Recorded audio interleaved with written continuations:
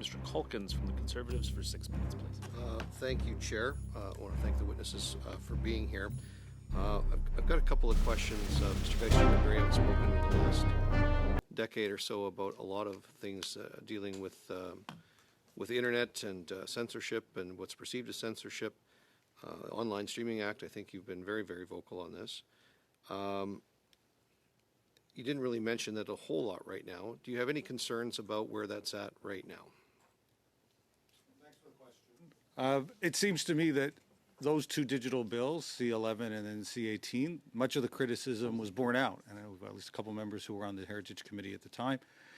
Concerns associated with C18 was that this was very likely to lead to blocking of news links, and that would be a cost of that legislation. And you know, much of those concerns were dismissed, and ultimately, of course, we are now 2.5 years of blocked news links on Meta platforms. That I don't think helps the misinformation, disinformation related concerns. And so I think there's been a real cost beyond the cost to media entities. There's been a significant cost as well, I think, in the access to reliable information, since some of that continues to be blocked. So I think it's worth asking whether it was a cost worth paying.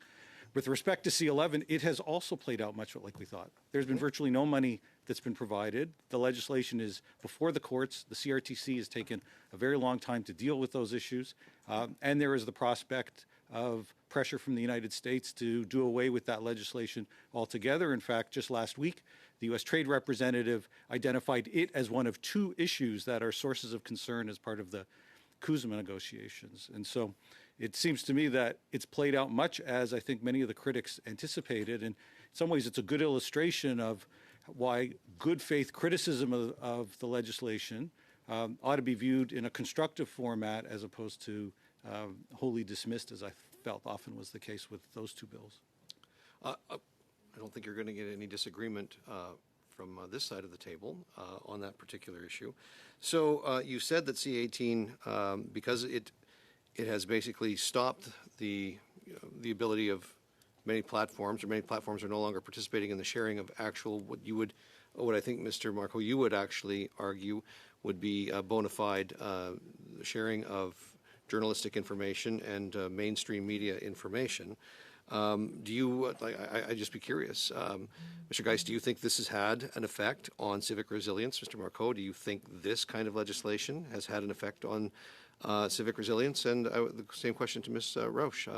If we can't share what we consider to be bona fide information from legitimate journalistic sources, then you're going to create a vacuum. That vacuum has been filled by online information, and every one of you has basically said that this is a problem. So what you're telling me then is C18 is a problem. Can you elaborate, or do you agree with these sentiments? I do, on 2 levels, and I'll make sure that there's time for my fellow panelists. I'd say first, it is a problem for the very reasons you just articulated. It means that the void does get filled. It isn't that people don't share information about current events and activities. It just may well be that it's more opinionated and it may be less factual based, or at least it comes out of fewer of some of the organizations that many would view as more reliable, simply because they're not on those platforms. And let's face it, those platforms, Instagram, Facebook, remain popular for many people. I think it has also harmed, at the end of the day, many of the media outlets. They were able to get some money from Google as part of the deal that was struck with Google. But in the grand scheme of things, they lost licensing agreements that they had both with Google in return for that money, as well as licensing agreements many had with the Meta properties, and they lost the ability to disseminate their works. And we see this ongoing value. I was struck actually fairly recently that there was some promotion from CTV that said you can now customize your Google News feed to choose the sources that you get, including CTV. I mean, this is the very platform that throughout C18 we're being told they're a problem because they're not paying us. And at the same time, we have those media outlets still today looking to those platforms as a source of dissemination.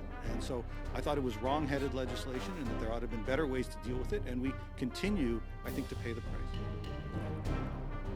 Monsieur Marcoux? Je veux prendre